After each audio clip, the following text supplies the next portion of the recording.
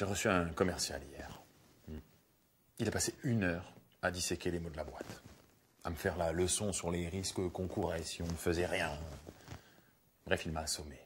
Littéralement assommé. Il a même réussi à me rappeler mon séjour à l'hôpital l'hiver dernier, alors. Ouais. Alors, tous les soirs, un médecin, un grand ponte, arrivait dans ma chambre, flanqué de ses internes, lisait ma feuille de soins et repartait sans un regard pour moi.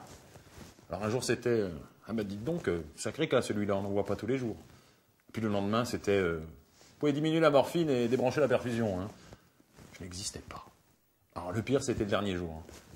Pas de saignement, pas de douleur abdominale, il va à la selle normalement, c'est parfait, il va bien. Alors là, je lui dis « Attendez, excusez-moi, docteur.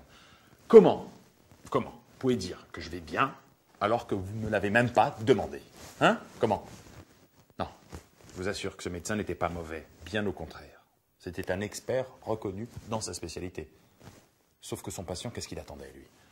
Eh bien, il attendait qu'on s'occupe de lui comme d'un être humain. Bonjour, monsieur, comment ça va ce matin? Alors, comment on se sent? Hein? Voilà.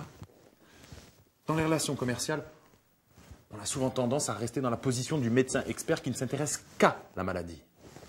Le client, lui, il veut qu'on s'intéresse à lui et qu'on noue une relation plus humaine.